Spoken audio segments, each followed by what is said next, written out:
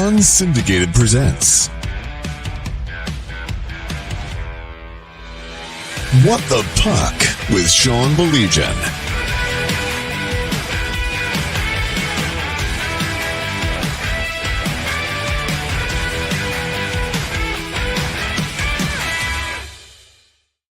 Mike, I'm Sean. How you doing? Thursday night. So glad you could join us. Mike, before we get into all the stuff we want to get into, just want to give a shout out to all the great people up in Traverse City, the state champs crew, our buddy John Watson.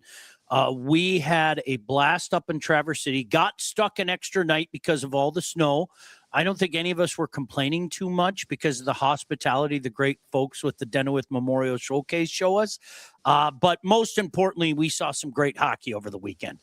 Oh, yeah. I mean, it was a lot of the players we wanted to see, the teams, and it's always a good thing when we go somewhere and we get to see not just one, but all the teams, Bay Reps, Traverse City West, Traverse City Central, and to cap it off with that Byron Center game at the end. We got a lot of good hockey in, talked to a lot of great coaches, a lot of parents, and most of all, Sean, outside of the hockey, just some unbelievable team building for our team, for that state champs hockey crew, all led by Papa Watson, getting us together, cooking us meals. It was just such a great time. Big fan of culture, Mike. Big fan of culture, and no doubt about that. Fantastic. By the way, to our high school hockey friends out there, guess what? We got another game tomorrow night. We are going to be out in Livingston County again. Hockey hotbed, Mike. I don't think there's any two ways about that. We are going to be in for a great matchup tomorrow. How about Marquette taking on Heartland? Shout out to third base. We're honorary Youpers up there. So that's a darn good thing, but really looking forward to that one. Yeah, I love that third base. And I mean, anytime you get a Doug Garrow team down here, you know you're going to have a good game.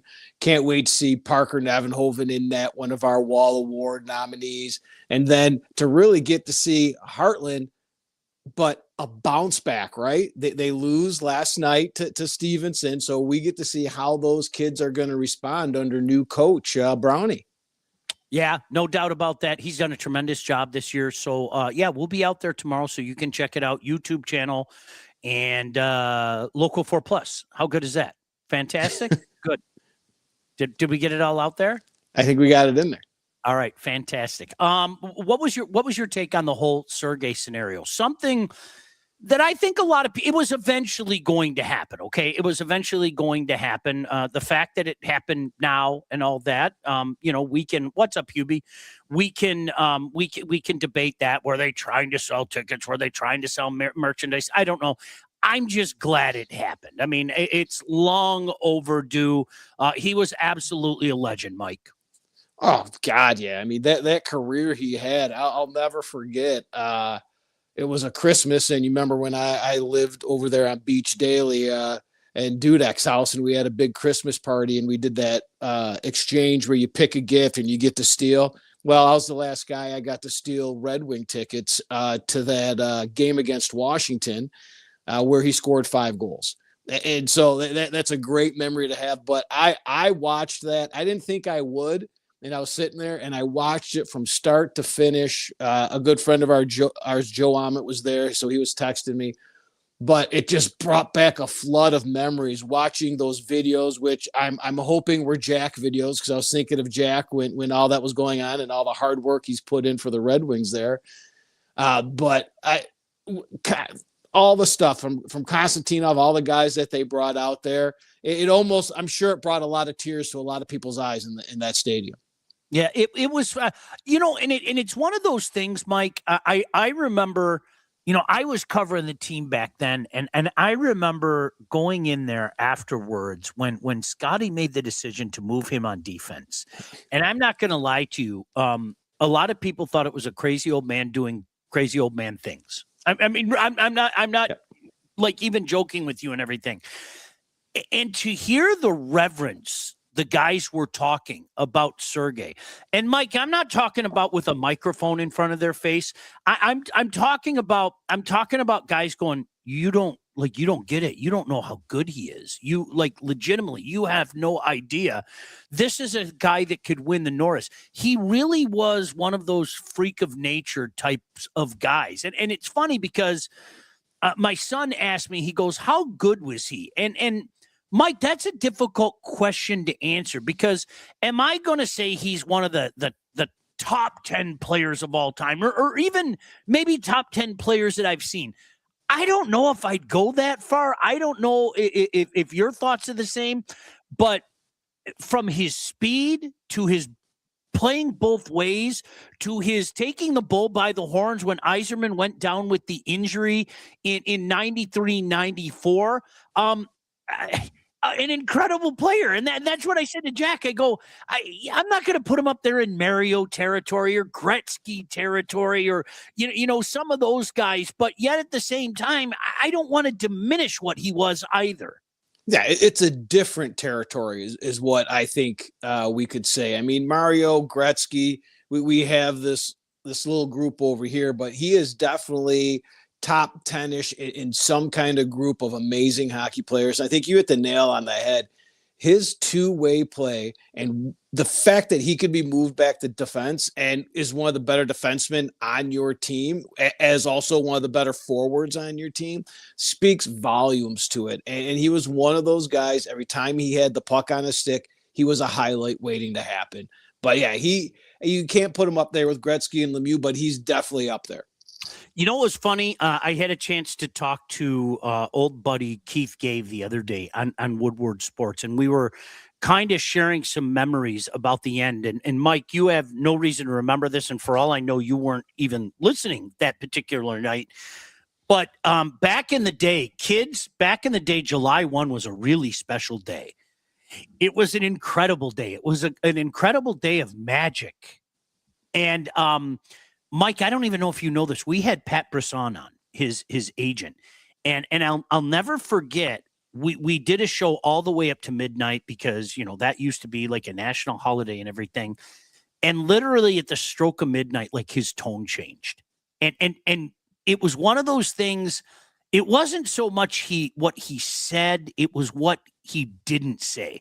And as the good Lord is my witness, I said to Greg Brady afterwards, I said, he's gone, and it was funny because Keith was like, oh my gosh, I was listening to that and everything. The why, I thought it was interesting that he said, hey, you know what? It was a mistake and everything. Keith tends to think that it was his father that was pushing him and saying, you know what, cut your own path. Maybe it's time to get out of the shadow of Steve Yzerman. But it really is crazy. Mike, he took a year and $10 million less to take off to Anaheim. Yeah. And I did really like the way he worded that, as it was a mistake and it happens, but to have somebody on their night bring up a point in a franchise's history that is kind of dark. Like it caused a lot of turmoil and questions about him or the Red Wings. And to say it was a mistake, I thought that was pretty big of him. Yeah, no doubt about that. You know what? I'm glad it happened. I was glad to see so many of those guys there. A phenomenal time. There's no doubt about that. And well-deserved thing. No doubt about that. It was time to drop that. It really was. It was time to drop that. Okay. I know that there's some people that thought that it was a loyalty thing. It's come on, enough time had passed, right? I think that's the fair way to say it, Oh, absolutely. It was one thing that it got so old. I stopped even having conversations about it. But I will be honest, I didn't think it was going to happen. Really? Yeah. Like never, ever? Do you know, can I be honest with you, Mike? I thought it would happen when Marion passed away. I didn't think it would happen in Marion's lifetime. I really truly didn't. I mean, my understanding of the situation, that's kind of what I thought.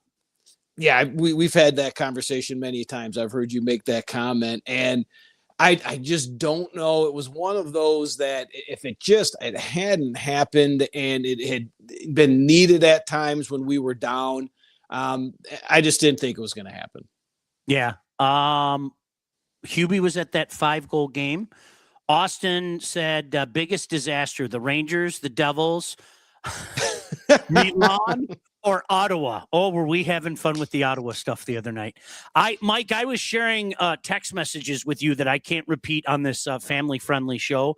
I was texting a few guys that I know, and I'll just leave it at this.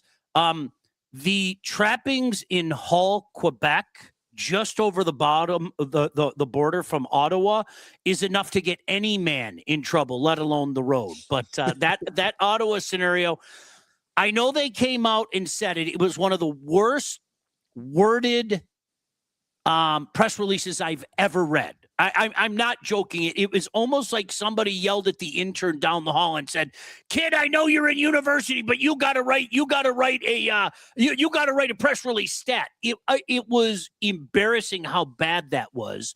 But Mike, where there's smoke, there's fire. Oh, 100%. Come on. We're not dumb. And if anybody thinks this is unique to Ottawa, wake up. It's not. This is rampant amongst professional athletes, right? But now the thing that you mix in with this is Ottawa sucks. Ottawa is in trouble, and then that gets fans going. So this has made it really fun. People have really turned on Brady Tkachuk. I mean, it's crazy.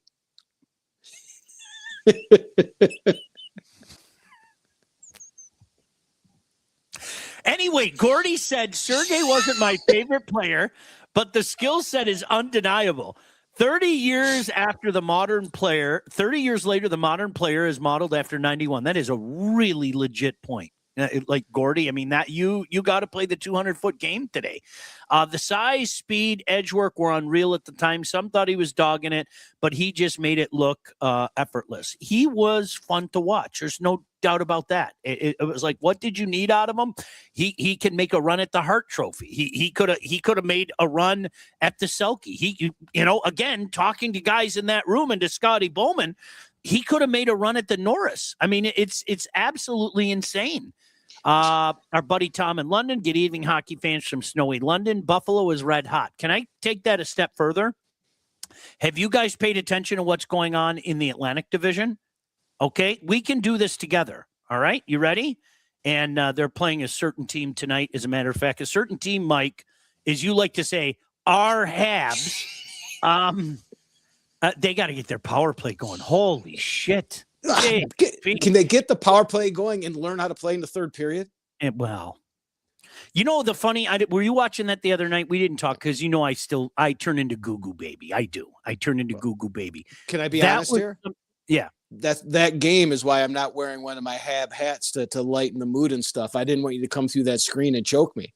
Well, I was watching, and it was you saw it coming. Like that, second and 2 nights. They've had so many of them this year. And I honest to God, I looked at my son and I said, I just hope they hold on in regulation. Like, honest to God, that was my hope and fear. Washington got the last one. Okay, so here's the Atlantic Division right now. You ready? Tampa in their last 10 is 10-0. Is that good? Detroit in their last 10, 6-3-1. Montreal in their last 10, 6-2-2. Buffalo in their last 10, 8-2. Boston in their last 10, 6-3-1. Maple Leaf, 7-1-2. They rose from the dead. This division is on crack. And I'm sorry, I've said it for 2 years. I know you've agreed with me for. This is the best division in hockey. I'll take it over anybody. I know what the Avs are doing. I know what's happening out west. This division is insane right now. Yeah, all this division needed was Detroit, Montreal, and Buffalo to catch fire. We thought Boston would fall out a little bit there, and they've done that. Toronto, but this is it's a gauntlet right now. And you look at Tampa Bay, their winning streak, and they're only 1 point in the first, 2 points from third place. Like that's what it has taken, an unbelievable run like that. And it's good hockey. And what it's bringing is watchable hockey now, right? I'm really enjoying watching these Atlantic teams.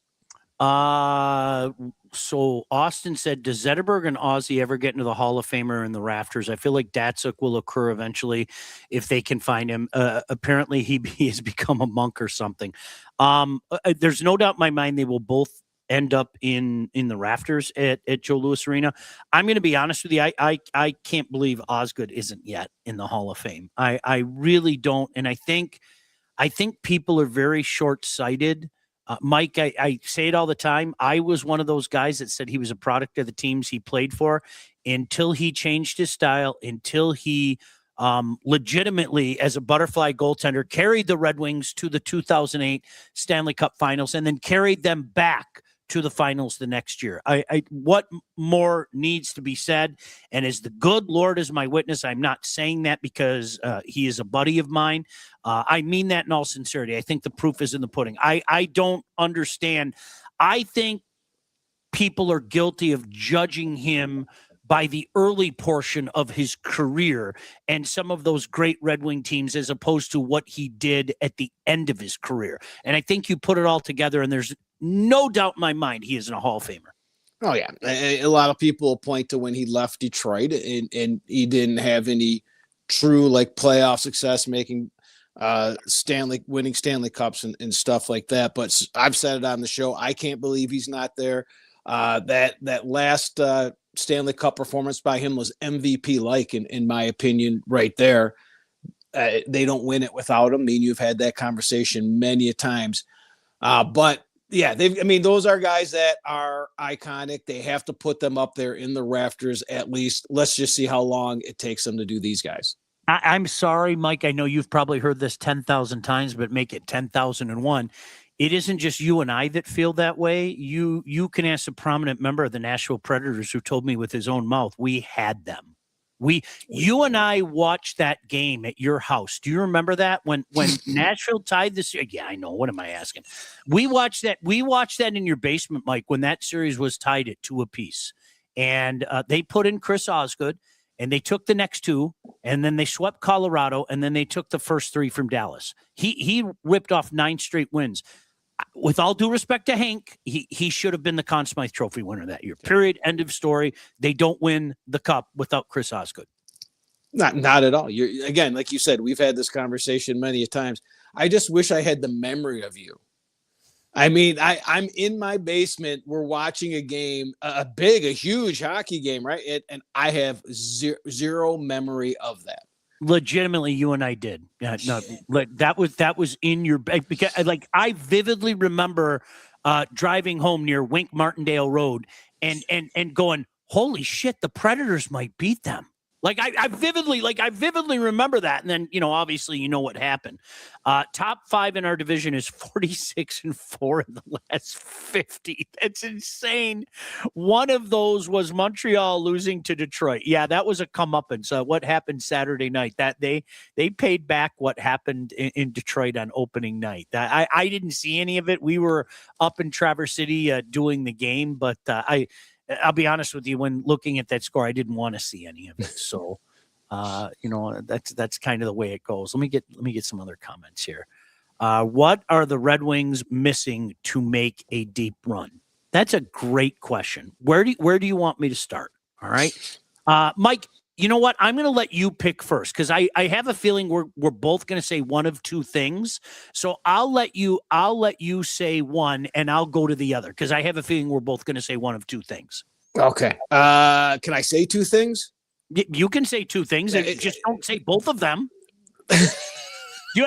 Goaltending and sandpaper. I'm sorry. I still don't buy the goaltending. Right. I just don't, period, end of story. John Gibson's been incredible. I don't buy it long-term, and I still think they're Charmony soft. I think they get pushed around. Yeah, that was one of them. But the other one I was going to say is they need depth, Sean. They are so lacking in depth. People call them inconsistent. That's just who they are. They're just not that good. They don't have enough good guys to be consistent. Your bottom 6 guys is where you're going to struggle. You've got to improve your bottom 6, and you need a couple top end scorers too. There's a lot that's needed there. But the grit, the sandpaper, absolutely. But I would ask for, you need depth. You got to get rid of some of these passengers. Yeah. You know what? This is a huge step this year. It is. There's no doubt about that. And, I will remind everybody, sometimes it isn't linear, right? Like Mike, our Habs last year, you know what? Hey, got hot down the stretch, went to the playoffs. Golly gee, aren't we cute? This is wonderful. It doesn't mean that they're going to be ready to hunt bear this year, right? Thank God they're playing so well right now. And do you see what Montembeau's doing, by the way? He's like, wow. He woke up again. It's weird. But that doesn't mean that they're ready to attack. And as who said that? Kool-Aid, take that deep run into the playoff just yet. I hope you're right, Mike, and I'm wrong. And I think I would caution the same thing with the Red Wings right now. And we just went through that 2 years ago. The mad dash late in the season, the late game heroics in a couple games against the Habs down the stretch. And, oh, golly gee, we just fell short. Well, surely we'll punch through next year. And we saw how that worked out. It's not exactly linear, but I think the biggest thing for me, Mike, that changes it this year, and you and I touched on this earlier in the year, you're not seeing the journeyman doing this. You're seeing a lot of the youth that we've heard about doing this. And oh, by the way, some of that youth isn't exactly lighting it up. Like Casper, what happened? Legitimately, what happened? ASP? What do you want me to say, right? So that's kind of funny. When these guys get it figured out, let's see what happens. Yeah, the term you use, down the stretch, Sean, is exactly what I was thinking, that the next step for the Red Wings is winning when it matters and winning down the stretch. This is where we've had these cute little runs like, oh, are they a playoff team? Are they not a playoff team? And they take a shit as the year goes along and the play matters. So when we get back from the Olympics, well, shit, the next 10 games before the Olympics is no joke who they're playing. Like they have a real tough one. I think they play, the two softies are Winnipeg, but it's on the road, and somebody else. I wrote it down somewhere, but those 10 games. But when we get back and it's going down the stretch towards the trade deadline, and when the playoffs are going to matter, they need to step it up. Because it's not just going to be good enough. Florida's coming on. Toronto is coming on. I don't know about Boston, but there's some teams that are going to knock them out if they don't do this. Boston cooled off, Mike, but they're not going away either. Like a tip of the cap to Sweeney. I thought that they were going to be dog shit this year. I'm not going to lie. I thought they were going to be dog shit this year. And you know what? He's doing that gosh damn tried, true, and tested Boston Bruin thing of really the last 15 years of kind of changing on the fly. I mean, they really, and I know they only punched through the ceiling the one time with the Stanley Cup, made a couple other runs on top of that, but it just seems like they're never out of the hunt. It's incredible. They're one of those teams. You're exactly right that Detroit's going to have to do it when it matters. And when we get back from that break, again, like I said, I want to see where they fall on these next 10 games. These next 10 games are huge. Then you get a break. Then what are you going to do as everyone starts making that push? People are going to make trades. What's Yzerman going to do? Is Yzerman willing to dump some assets? What is he going to do to make this team better? Because this team as constructed right now, they're playing really nice, but they could dump it. I'm going to test your memory in just a second. And like, your memory's awful. Okay. Like what Mike isn't joking. I've known Mike for a long time. Okay. And Mike's memory was like awful 35 years ago. Okay. But I'm going to test your memory in a second. I bet you remember this. Gordy said, if only someone would have seen the pendulum swinging in the Atlantic. Thank you. I appreciate that. By the way, Gordy, a mutual friend of ours, young Joey, I think he found himself an internship today. All right. So if you're still with us, Gordy, make sure you ask young Joey about that. I think he found an internship today. So ask him about that. Mike, do you see, I'm going to laugh because I still remember what you said in the look on your face. Do you remember where we were last year for the trade deadline? And when we found out the moves the Wings had made, and they picked up Mrazek. And do you remember what you told me? A, do you remember where we were at? And B, do you remember what you told me? Okay, this is my memory. I actually have a memory. All right. And I believe we were at USA Arena. Yes. Okay. And I looked at you, and the only thing coming to my head is I said something like, the Wings just won the cup. We got Mrazek or something. It's like, you did. And then you like looked at me like all 100% sincere. And you were like, okay, he's got to be trolling us now, right? He's got to be trolling us right now. And I broke a rib, I think, giggling, It's kind of funny, like that reaction, because we're both the same. We're still like little kids. Like we're like little kids. So it was kind of funny. But yeah, I think it was it may have been the first day of the tournament, like the Division II semifinals. I think that's when it was. Yeah. Whatever. Ozzy took the Isles to the playoffs. Kirk said Good and Lou Whitaker both deserve to be in the Hall of Fame. Huge mystery why they are not. Totally random, but Noah Cates is a sleeper Selke candidate. Love watching that guy. He had Flyer written all over him. We talked about them early in the year. That is an interesting kind of tenacious team, Mike. They really are. They're an interesting. I'm not sitting here saying that they're going to go, make some wild, crazy run or anything like that. But I think there are some nice pieces there. I really, truly do. Yeah, and I think when we talk about them, we always talk about their piss and vinegar, and yeah, it's not happening. It's not happening right now. It's kind of like Detroit a couple of years ago. There's just too many bad moments, too many downtimes that I can't see that making a run at all. Let me get to some more comments.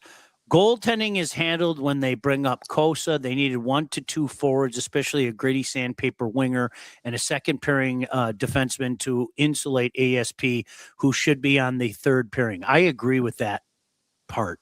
He is, boy, he can be pushed around. Boy, he can be bullied. There's just no other way.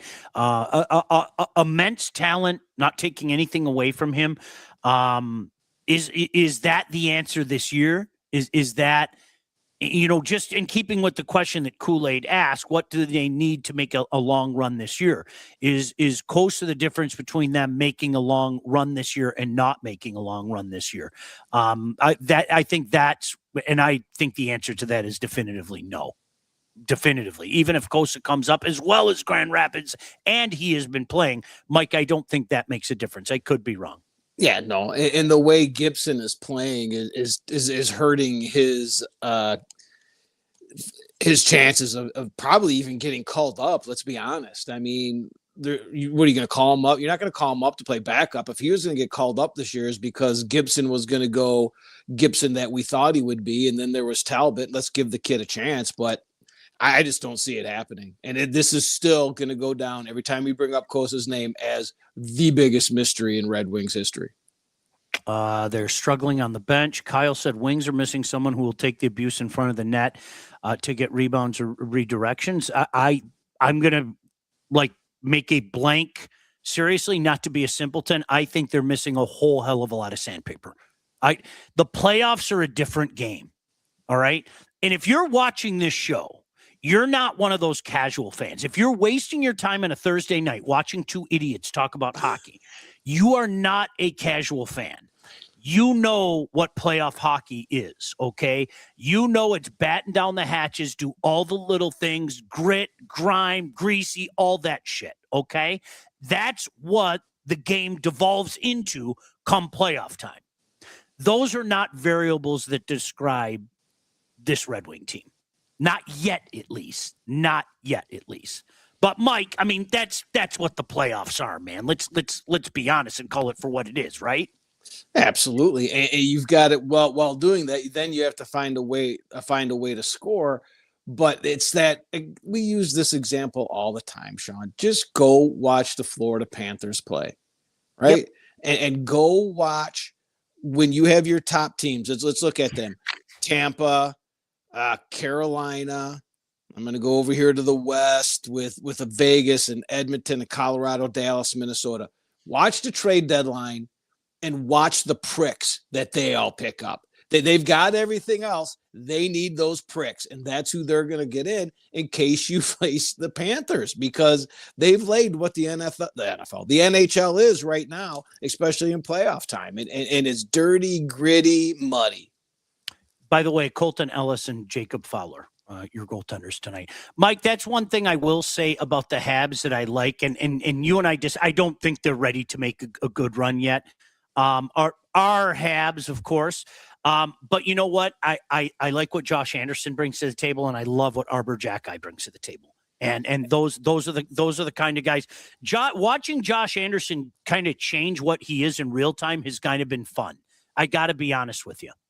Oh, absolutely. And I'll tell you what, great. If there's a trade rumor about the Habs, I mean, all year it's always involving Josh Anderson, and it makes my skin crawl because they can't get rid of him unless they're getting a better version of him back. Because there's only so much the 800-year-old Brendan Gallagher can do. I mean, he's wearing at it, but he's going to be one of your agitators. But he's a low line, bottom six kind of guy now. But they cannot get rid of Josh Anderson. What he did in that playoff series with Washington last year was huge. I mean, we need that. We need that. I love this. This is Austin. This is great. We don't play Utah in March this year to kick off the month with our annual 8-1 loss. March is huge. Everybody knows it. I mean, look, the last couple of years, they've absolutely. Mike, really. 3 years ago is when they fell. Do you remember that game against Ottawa where they were absolutely humbled by the Senators and Tkachuk was smiling like the butcher's dog and all that shit? The season ended that night. I mean, it was over that night. So, yeah, that's a giant bugaboo. What transpires in March, especially a packed March schedule, after Olympic? Oh, yeah. And that's that time. That's that run I'm talking about. That's where I need to see it right now, Sean. The Wings they flipped me. I was watching them the other night and I'm like, oh shit, I've got to go on this damn show with Sean, and I'm gonna have to admit the Wings are good. They've changed me. I've said it no, this team's not good. No, they are playing well. McClellan's a magician back there, putting lines together, deconstructing lines, putting guys here, getting the best and the most out of the little that he has. But it all means poo until the run. That, Mike, what you just good is the perfect word for it. They're a good team. Mm-hmm.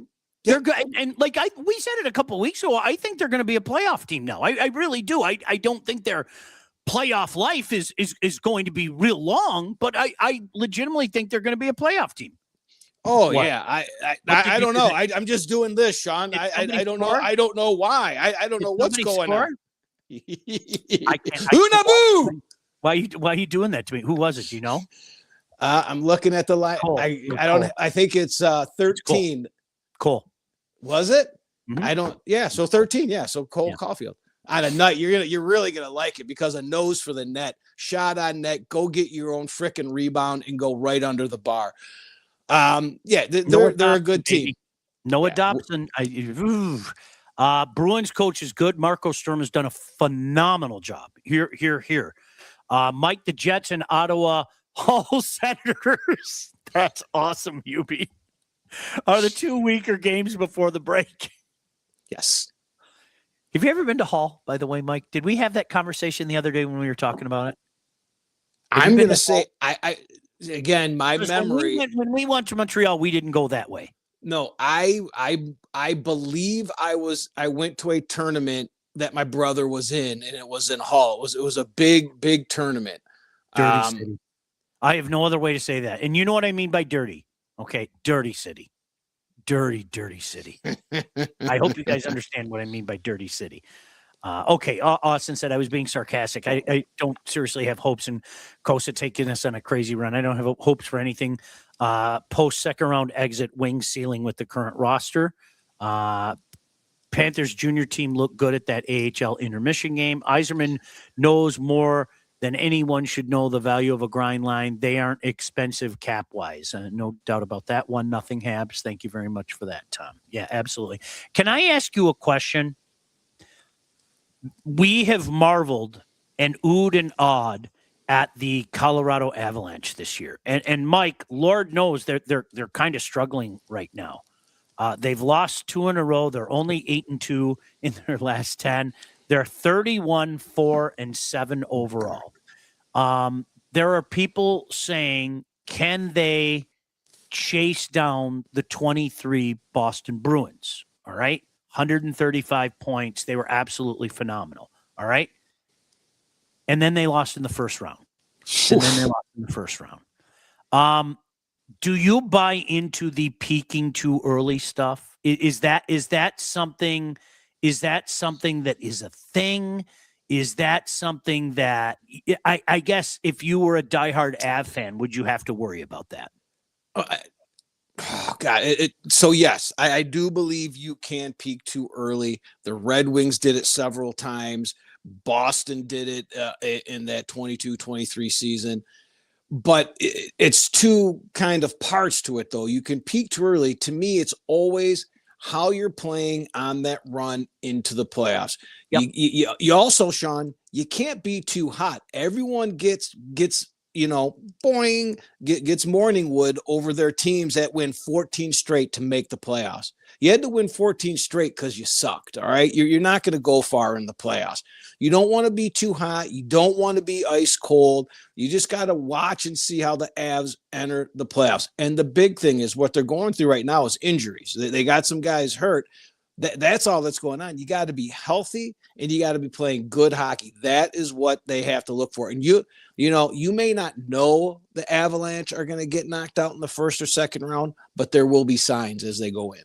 No, I agree with you. All right, we got to get out of here. Dude, we did 37 minutes and it seems like it was 10 minutes. I want to remind people tomorrow, if you want to hear us in the broadcast booth, we'll be in the gondola in lovely Heartland. Doug Garrow and Marquette taking on John Brown and Heartland tomorrow night. 7:30, Mike? Is it 7:30 start or 7? Do you remember? I think it's 7:30. It's 7:30. We're due there at 5:30, so that tells me 7:30 because we're usually due 2 hours before, right? Yeah. That's how I do math. Screw off. Hubie just told me Buffalo scored, so he can screw off right there. So 1-1 game between our Habs and Les Sabres de Buffalo. Mike, anything else before we get out of here? No, I think we covered it. I got a hold of you earlier today and you said what you want to talk about. And I thought that was a great idea. And I'm just, as you know, I'm sitting here by myself. Christy's been out of town all week. It's me and the dog. And I'm just laughing. I feel like Tom Hanks on that fucking island with a volleyball talking to it. Well, me and Nelly is Wilson right now. I mean, you should have called me. We could have barbecued something. It's been too long. Well, the weather sucked. I tried to get out the other day. I got you called me today. I was at the casino, so I got out of the house today. So it's all good. We're all going to be sick of each other for a couple week period during the Olympics. We're going to do it so often, so it's one of those things. Okay, what are we smoking today? What are we grilling today? So we'll reintroduce ourselves to some sausage. See you tomorrow. Make sure you check us out. State Champs page and Local 4+.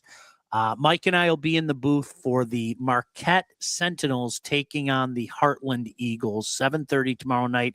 In the meantime, Puck fans, we'll talk to you later. Bye-bye. God bless you. And Mike, I'll see you tomorrow. Bye. What the Puck with Sean Baligian. Executive produced by Sean Baligian and Todd Losey. Theme song, incidental music, and related sound effects are from Always Pushing Forward by Elliot Middleton. Engineering, mixing, and graphic design support provided by the Unsyndicated Podcast team. Don't forget to like and subscribe on all your favorite channels. While you're there, be sure to rate and review the podcast. Got something to say to Sean? Call the Unsyndicated hotline at 248-237-3257.